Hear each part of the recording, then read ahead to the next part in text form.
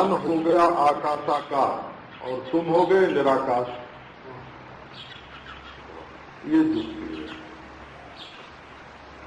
मन हो गया आकाश और तुम हो गए निराकाश। आकाशान निष्क्रांत निराकाश। जो आकाश से बाहर है और मन को आकाश में डालकर देख रहा है। उड़िया बाबा जी महाराज कहते थे आकाश कोश तनवो तब तुम्हारा शरीर आकाश और तुम्हारा कोई ये शरीर, ब्राह्मण का शरीर, हिंदू का शरीर, भारतीय का शरीर, यूरोपीय का शरीर, ये तुम्हारा कोई हस्तपादाभिमान शरीर नहीं है। आकाश ही तुम्हारा शरीर है। हमारा चित्त तो है ना, का बोले चित्त नहीं। जब चेतते नहीं है तो चित्त का है। यत्र यत्र मनो याति तत्तेनैव तत्क्षणम् परित्यज्यानवस्थित्या निस्तरंगस्ततो भवेत्।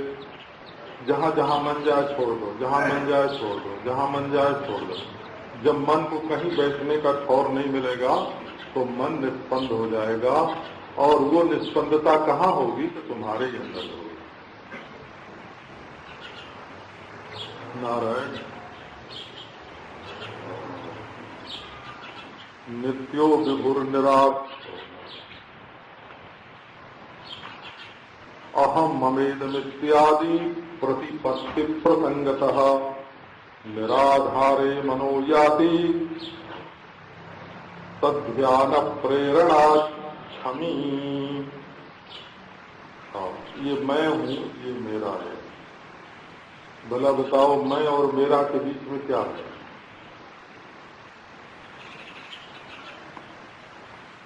मैं मेरा दो है कि एक है? पहले ये देखो तो दो है। अच्छा, तो मैं और मेरा की विभाजक रेखा कहाँ है जो दोनों को अलग अलग करती है? मेरा को पकड़ने के लिए भी एक छलांग लगानी पड़ती है और मेरा को छोड़कर मैं में आने के लिए भी एक छलांग भरनी पड़ती है। दोनों के बीच में ये कौन सी खाई है?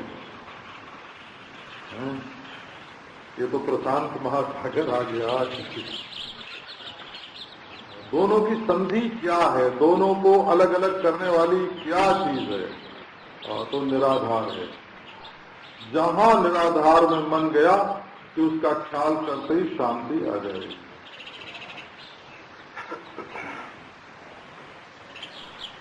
तुमेवात्मेषु सर्वस्य सर्वश्चात्म निरागवान् इति स्वभाव संसिद्धाम भक्तिम जानन जय जय जनः। वही सबके अंतःकरण में आसक्ति, प्रीति तो पहले से होगी, जन्म सिद्ध है। जैसे आत्मा की सत्ता की परछाई पड़ने से मैं हूँ ऐसा अंतःकरण में मालूम पड़ता है, और आत्मा की जो चित्ता है उसकी परछाई पड़ने से मैं जानता हूँ ये मालूम पड़ता है। वैसे ही आत्मा की प्रियता की छाया पड़ने से मैं तृप्त हूँ, सुखी हूँ, रागवान हूँ ऐसा मालूम पड़ता है। आत्मा का अध्यास अंतःकरण में क्या होता है? का अंतःकरण की नित्यता, अंतःकरण की विषयानुभूति और अंतःकरण की प्रियता, रागवत्ता, ये आत्मा का अध्यास है अंतःकरण में। और अंतःकरण की जड़ता और परिच्छिन्नता, परिच्छिन्नता और जड़ता और बाह्यता, ये जो है इसका अध्यास हो जाता है आत्मा पर। तो विवेक के द्वारा क्या करना है कि अपने मन को बिल्कुल निराधार कर दो। बोले एक बात और सुनाता है, वो क्या है कि यदि आपको अर्थ समझ में नहीं आता है तो आप केवल शब्द का ही ध्यान करिए। नित्यो विभुर्निराधारो व्यापकश्चाखिलाधिपः शब्दान प्रतिक्षणम ध्यायन् कृतार्थोर्थानुरूपतः। यदि किसी की समझ में वस्तु का स्वरूप न आता हो तो वो वस्तु प्रतिपादक स्वरूपों का, शब्दों का ही ध्यान करेगा। जैसे सोहम तो हम लोग जपते हैं, हंसा सोहम जपते हैं, सोहम हंसा जपते हैं। इसमें स और ह ये दोनों अनुबंध हैं। अनुबंध हैं माने बाहर से बात को छिपाने के लिए लगाए गए हैं। स और ह को निकाल दो तब उसमें क्या रहता है? ओम, केवल ओम। यही विश्व तेजस प्राज्ञ के क्रम से ओम भी क्षीण हो जाता है, केवल अमात्र तुरीय रहता है। और आत्मा की अमात्रता तुरीयता भी वस्तु को केवल समझाने के लिए कल्पित की गई है जिज्ञासु को। ये नहीं कि अमात्र नाम की कोई वजनदार चीज कहीं रखी हुई है, वो तो अपना आप ही है। सब वजन को तौलने वाला वो है, सब वजन को प्रकाशित करने वाला वो है। तो जैसे भक्त लोग तत्पदार्थ के नामोच्चारण को कल्याणकारी मानते हैं ना, है कि नहीं? विश्व अविनाशी वासुदेवो विष्णुर्विश्वम्भरो हरिः इत्थम कीर्तन मात्रेण कलौ मोक्षो ही शाश्वतः। भक्त लोग कहते हैं हरि हरि हरि बोलो, कृष्ण कृष्ण कृष्ण बोलो, नारायण नारायण नारायण बोलो, शिवेति द्व्यक्षरम नाम सकृत गिरेरितम, शिव शिव शिव 3 बार नहीं 1 बार, शिव बोलो, प्रसंग बस भी बोलो। बोले नाम की इतनी महिमा है कि वो सारे प्रतिबंध को निवृत्त कर देता है, तत्पदार्थ के साथ कड़ी जोड़ देता है। तो बोले भाई तत्पदार्थ का नाम लेने से भक्तों का कल्याण हो जाता है, ईश्वर का नाम लेने से, तो आत्मा का नाम लेने से आत्म जिज्ञासुओं का कल्याण होगा कि नहीं होगा?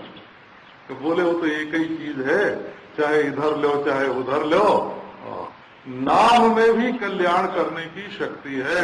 असंगो हम, अभंगो हम, अरंगो हम, बोलो ना। देखो श्री निर्मल देव जी महाराज कहते थे ना, बोलो ना भाई।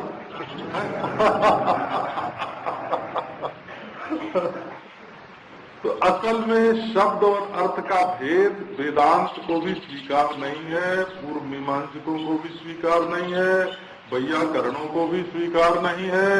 शब्द और अर्थ तो एक ही होता है। जहाँ शब्द पूर्णतया अपने को प्रकाशित करता है वहाँ अर्थ प्रकाशित हो जाता है, और जहाँ अर्थ पूर्णतया प्रकाशित होता है वहाँ उसका शब्द भी प्रकाशित हो जाता है। तो ईश्वर कृपा से यही जो नित्य है, विभू है, निराधार है, जो सुख नित्य प्रकाश विभू, नाम रूप आधार, मति न लखे मति लखे तो मैं सुख करपा। केवल शब्दों का ध्यान करो तो शब्दों का अर्थ प्रकट हो जाएगा और तुम कृतार्थ हो जाओगे। अतत्वम इंद्रजालाभम इदम सर्वमवस्थितम किम तत्वम इंद्रजालस्यो इति दार्ढ्यात् समम ब्रजे। देख लो जादू का खेल। अपने मन में आंख बंद करके बैठो और जादू का सांप बनाओ, है ना? और जादू का आदमी बनाओ, जादू का काटना करो, जादू का मंत्र पढ़ो और जादू से उसको अच्छा कर दो आंख बंद करके। तो देखो क्या होगा कि जैसा वो सांप है, जैसा वो आदमी है, जैसा वो मंत्र है, जैसा वो झाड़ना है, ऐसी ये दुनिया दिखाई पड़ रही है। इंद्रजालावम, ये इंद्रजाल है, वो इंद्रजाल। चिड़ियों को फंसाने के लिए इंद्र ने एक जाल बिछाया। ये परमेश्वर की होली है बोला। कृष्ण ने कैसी होरी मचाई, एक ते होरी मचे नहीं कबहू, याते करो बहुताई, यही मन में ठहराई है। ये भगवान के भीतर ही भगवान का संकल्प ही देश काल वस्तु के रूप में स्फुरित हो रहा है। ये भागवत सिद्धांत है, वल्लभाचार्य का सिद्धांत है। भगवान आंख बंद करके बैठे और आंख बंद करके अपने दिल में उन्होंने कहा आओ एक दुनिया बना के देखें, एक खेल बना के देखें। तो हम लोग जो है ना वो बाहर नहीं है, भगवान के दिल में जो भगवान खेल रहे हैं उसी में उनका शरीर है। उनका शरीर भी खेल है, हमारा शरीर भी खेल है, उनके अंदर ही खेल है और आत्मा हमारी उनकी बिल्कुल एक है। और फिर इंद्रजाल का तत्व क्या होता है? तो किन तत्व इंद्रजाल से, इंद्रजाल क्या सच्चा होता है? तो नहीं तो बोले बस इसी बात को दृढ़ बैठा लो अपने मन में कि ये जो इंद्रजाल माया जाल जो दिखाई पड़ रहा है, ये विश्व प्रपंच, ये दुनिया का बखेड़ा जो दिखाई पड़ रहा है, ये बिल्कुल निस्तत्व है। प्रतीत तो हो रहा है, मालूम तो पड़ता है, परंतु इसका कोई तत्व नहीं है। आत्मनो निर्विकारस्य क्व ज्ञानम क्वच वा क्रिया ज्ञानायत्ता बहिर्भावा अतः शून्यमिदं जगत। अपने विज्ञाता आत्म स्वरूप के अतिरिक्त ये जो जगत है इसमें न वृत्ति ज्ञान है और न तो कोई क्रिया है। आत्मा निर्विकार है, न वृत्ति रूप विकार इसमें होता है, न क्रिया रूप विकार इसमें होता है। और ज्ञान अपने आप में रह करके ही बाहर और भीतर का, पहले और पीछे का क्रम का, पहले क फिर ख, इसका नाम हो गया काल। और दाहिने क और बाएं ख, इसका नाम हो गया देश। और क ख की जो आकृति बनी वो आकृति ही उसका स्वरूप है। तो न उसका क्रम वास्तविक है, न उसका स्थान वास्तविक है, न उसकी आकृति वास्तविक है। वो तो जिस अधिष्ठान में दिख रहा है अब वास्तविक ही दिख रहा है। यत्किंचित् सकलम भाव रूपम तंत्रेषु वर्णितम तदसारतरम चंद्र माया स्वप्नोपमं स्थितम भ्रांतिं त्यजस्व वै पुत्र सर्वं शून्ये प्रतिष्ठितम शून्यात् प्रवर्तते शक्ति शक्तिर्वर्णा शक्तिर्वर्णा प्रजगिरे। तो बिल्कुल भ्रांति छोड़ दो हे मन के देवता, हे चंद्र, हे मन के देवता। अपने मन से कहो कि हे मन के देवता अधिदैव, तुम हमारे मन को झूठी चीजों में क्यों फैला रहे हो? हे मन, तुम झूठी चीजों की कल्पना क्यों कर रहे हो? करे हे झूठी चीजों, तुम मेरे मन में क्यों आ रही हो? है ना, मन से कहो कि झूठी चीजें तुम हमारे मन में क्यों घुस रही हो? मन से कहो कि तुम झूठी चीजों को क्यों पकड़ रहे हो? चंद्रमा से कहो कि बस शांत। ये आह्लाद का रस देवता है चंद्रमा। तो बिना खाए पिए ये जो हम लोग अन्न खाते हैं ना, ये अन्न पान ही हमारे मन का अनुग्राहक है। उसी से उसमें चिंतन की शक्ति आती है। और अन्न पान जो है वो चंद्र ज्योत्सना से अनुप्राणित, इसलिए चंद्रमय अधिदेवता है मन का। आग से हम लोग जितना रूप देखते हैं, आग में, बिजली में, बिजली की रोशनी में, आग की रोशनी में, सूर्य की रोशनी में, ये सूर्य की रोशनी ही तरह तरह से घूम रही है। तो आँख से रूप का दर्शन करने के लिए सूर्य के अनुग्रह की जरूरत है। अनुग्रह सूर्य, इसलिए उसको अधिदेवता बोलते हैं। तो ये सब जितना भाव बाहर भीतर और पूर्व और उत्तर, ये सारी संस्कृति हो जो हमारे दिमाग में भरी हुई संस्कृति और ये सारी योजनाएं जो भविष्य के लिए बनती हैं, और ये सारा जाल, प्रपंच जाल जो दिखाई पड़ता है, ये सब ज्ञान का ही प्रकाश है। न मे बंधो न मोक्षो में भीतस्यैता विभीषिका प्रतिबिंबमिदं बुद्धेर्जलेष्विव विवस्वतः। न मेरा बंधन है, कहाँ बंधे हो, दिखा दो। स्वामी प्रेमपुरी जी महाराज बहुत व्याकुल थे कि हमको मोक्ष मिले। आदि बद्री में कि वृद्ध बद्री में हिमालय में थे और व्याकुल हो गए कि अब मर जाएंगे, हमारा मोक्ष नहीं होता है। तो एक माता उनके सामने आई और उन्होंने कहा, स्वामी जी क्यों मरने की बात सोच रहे हो? हम बंधन तो अभी काट देते हैं तुम्हारा, तुम बताओ ना बंधन कहाँ है, हमको बंधन दिखा दो और हम तुम्हारे बंधन को काट, बंधन को दृश्य बना दो, हमें दिखा दो बंधन। तो इसका अर्थ हुआ कि मन में बंधन की कल्पना बन गई है और बनाई गई थी इसलिए कि आप अपने को देह से अतिरिक्त समझें। पहले कहीं से बंधे बंधे आए हैं, शरीर से निकल के कहीं बंधे बंधे जाएंगे, स्वर्ग में जाएंगे, नरक में जाएंगे, जन्म में जाएंगे, हैं? हे भगवान, हमारे तो कोई मित्र हैं, वो लाखों रुपया इस बात के लिए खर्च करने को तैयार हैं कि किसी तरह पुनर्जन्म और परलोक लोगों के दिमाग में बैठ जाए तो हम लोगों का बड़ा मंगल होगा। ऐसे हैं, लाखों रुपया खर्च करने को तैयार हैं कि किसी तरह लोगों के दिमाग में परलोक और पुनर्जन्म बैठा दिया जाए तो हमारी स्थिति सुदृढ़ हो जाएगी। हमको पहले ही दिन, जिस दिन उड़िया बाबा जी महाराज के पास गया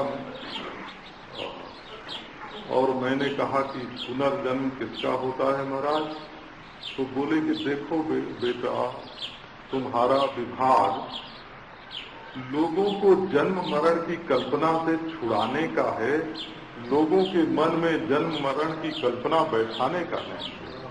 तुम अपनी बुद्धि जन्म मरण की सिद्धि में मत लगाओ, जन्म मरण के निषेध में अपनी बुद्धि लगाओ।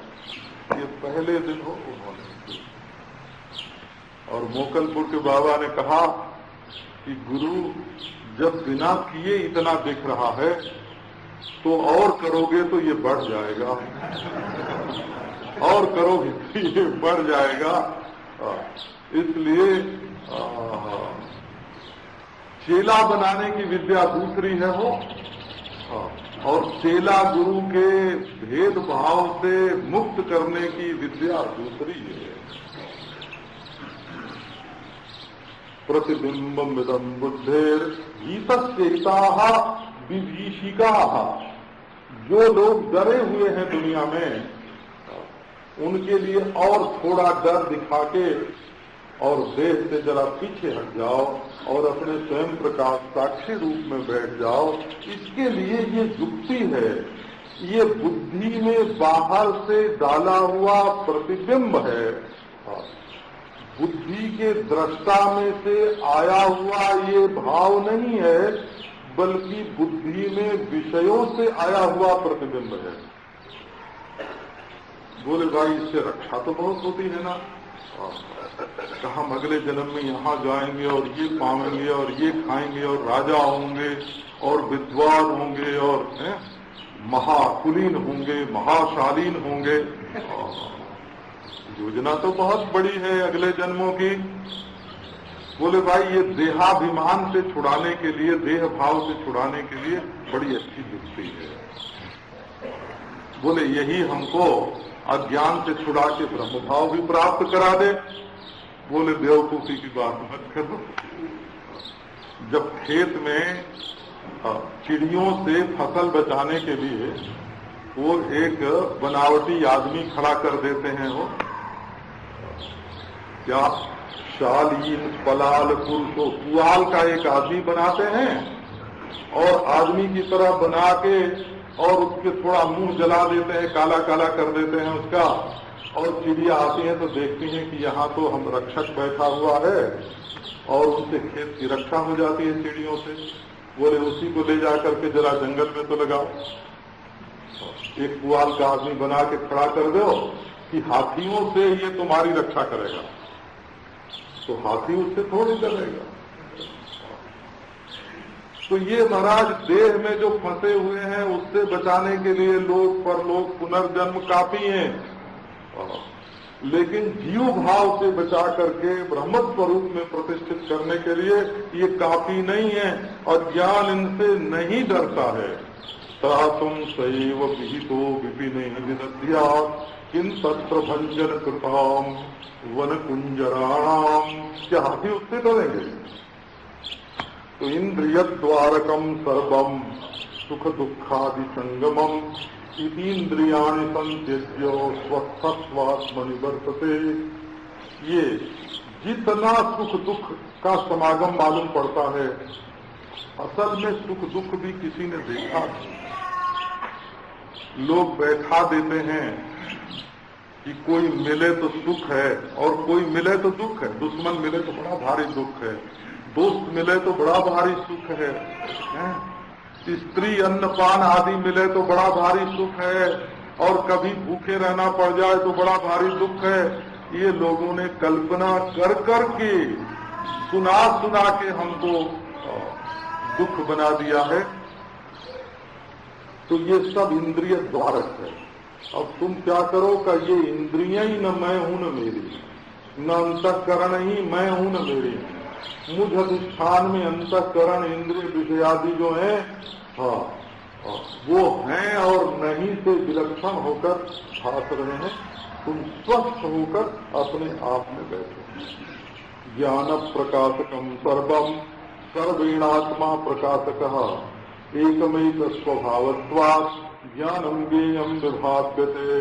सब ज्ञान के प्रकाश में प्रकाशित होता है और सबके साथ रहकर आत्मा सबको प्रकाशित कर रहा है, और असल में प्रकाश और प्रकाशक का कोई भेद नहीं है, एक ही वस्तु है।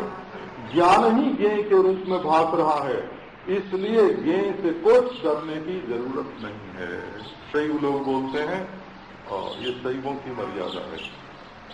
वेदांतियों का अद्वैतियों की कुछ इससे विलक्षण है। प्रकाशमानम न पृथक प्रकाशात् सच प्रकाशो न पृथक विमर्शात् नान्यो विमर्शो हमिति स्वरूपा अहम विमर्शोस्मि चिदेक रूपः। कोई भी प्रकाशमान वस्तु प्रकाश से पृथक नहीं होती और प्रकाश विमर्श से पृथक नहीं होता, और विमर्श अहम इससे अलग नहीं होता, और अहम केवल सच्चिदानंद घन अद्वितीय ब्रह्म ही है।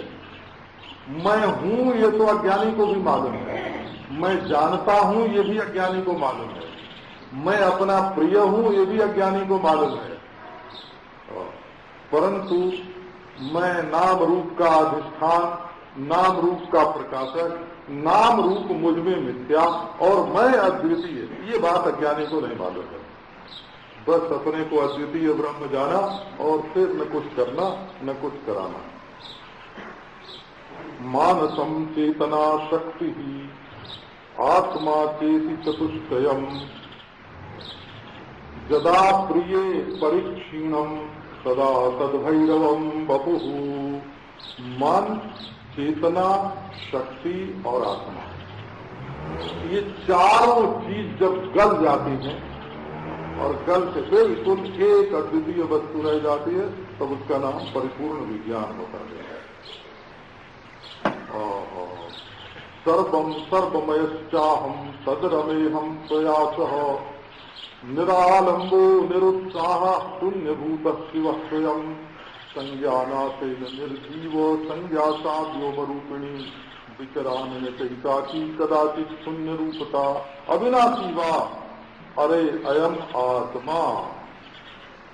बोले भाई, जब एक ज्योति स्वरूप स्वयं प्रकाश, ये शंकराचार्य ने प्रश्नोपनिषद के भाष्य में कहा कि ये स्वयं ज्योतिषवादी जो है ये भी अविद्या विषयक व्यवहार ही है। जिसको देखने का शौक हो वो प्रश्नोपनिषद के चौथे पांचवें प्रश्न के भाष्य में देखे कि आत्मा स्वयं ज्योति है, आत्मा स्वयं प्रकाश है। ये जब तक पर प्रकाश में तादात्म्य है, उसको छुड़ाने के लिए, उसकी अविद्या को निवृत्त करने के लिए ये अविद्या विषय व्यवहार है। और जहाँ अविद्या निवृत्त है वहाँ ये स्वयं ज्योति और स्वयं प्रकाश बोलने की भी कोई जरूरत नहीं। तो आओ भाई, बहुल महति बोधे प्रोच्छलत्ते करूपे, ये स्वयं ज्योति स्वरूप एक स्वरूप अद्वितीय स्वरूप आत्मदेव प्रकट हो रहे हैं। इसमें कातर लोग जो हैं, जनन मरण भाषाम कातरा कल्पयित्वा, कायर लोग जो हैं, बेवकूफ लोग जो हैं, वो जन्म और मृत्यु की भाषा की कल्पना करके अभिजित परमार्था तीर्थ देवालयादि श्रयणमुपदिशंतो हंसनावत्र बनते। परमार्थ का तो उनको ज्ञान नहीं है। बोले उस तीर्थ में परमेश्वर मिलेगा, उस मंदिर में परमेश्वर मिलेगा, जा करके उस क्षेत्र का आश्रय ग्रहण करो। अरे भाई, समझते तो कुछ हो नहीं, दूसरों का आश्रय लेते लेते भटक जाओगे। नय कल नयायोद्भूते विवेक परामृते तृणमिवन सा जीवन मुक्तिर्गता गणनीयताम। जीवन मुक्ति तो एक तिनके का सहारा है। जीवन मुक्ति में बड़ी तृप्ति, बड़ा आनंद होता है, निरंकुश तृप्ति होती है और ब्रह्मानंद का अनुभव होता है। कि ये बात जिज्ञासुओं को श्रवण मनन में प्रवृत्त करने के लिए कही जाती है। प्रमय समय प्रत्यासन्ने स्वतम विधि सत्पुरन अभिलषित नैवान्ते याद्या क्रिया पशुकल्पिता। मरने के बाद हमारा कोई श्राद्ध करे, अंत्येष्टि कर्म करे, इसकी इच्छा भी किसको होगी? इसकी तो कोई इच्छा ही नहीं है।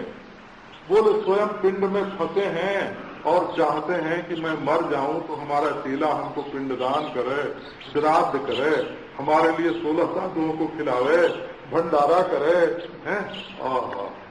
अरे न तुम जन्मे हो न तुम मरते हो, और मरने के बाद तुम्हारे लिए श्राद्ध किया जाए, इसके लिए कल्पना क्यों करते हो? ऊर्ध्वोर्ध्वशासन रतो कि गुरुर्मृताय तस्मै समर्पयति पिंडमिति प्रमादः। तो इस तरह से नारायण ये अब तक आज पूरा करना था, इसलिए बढ़ते रहो। अभी तो कल भी है ना? हाँ, कल भी है, पर कल इसकी जो पूंछ बची है ना, वो पशु भाव की कल्पना जो है। निस्तरंगोपदेशानाम सतमुक्तम समासतः द्वादशाभ्यधिकम देवी जज्ञात्वा ज्ञान विज्ञनः। ये 112 युक्तियां बताई गई हैं अपने आप को ही परिपूर्णतम रूप में अनुभव करने के लिए। असल में अपना आत्मा परिपूर्ण है। ब्रह्म कहो तो वही है, निराकार सगुण कहो तो वही है, साकार कहो तो वही है, प्रपंच कहो तो वही है, निष्प्रपंच कहो तो वही है। ये अपने आत्मा का ही सब का सब सार है। अपना आप ही सब रूपों में चमक रहा है। सब अपना आपा है। इसमें जो कुछ अच्छा है, जो कुछ बुरा है, जो कुछ छोटा है, मालूम पड़ता है ऐसा। जो कुछ बड़ा है, जो कुछ मालूम पड़ता है, वो सब का सब अपनी चमक है, अपनी झलक है।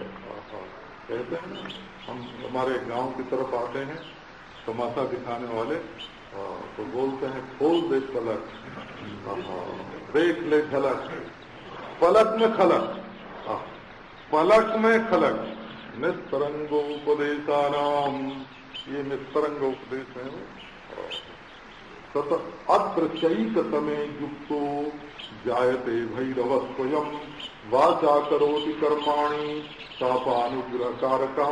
112 में से किसी एक युक्ति का यदि सहारा ले ले, क्योंकि युक्तियां अनेक होती हैं और अपना स्वरूप तो एक ही होता है, तो किसी भी एक युक्ति का सहारा ले लो तो तुम परिपूर्ण विज्ञान के रूप में प्रकट हो जाओगे। और फिर तुम्हारा जो कुछ कर्म मालूम पड़ेगा, जो कुछ भोग मालूम पड़ेगा, जो कुछ वृत्तियां मालूम पड़ेंगी, वो सब अपना स्वरूप ही पहले भी थी, अब भी हैं। केवल ये युक्ति करके अपने स्वरूप में बैठ जाओ। अच्छा, हाँ देखो कल तो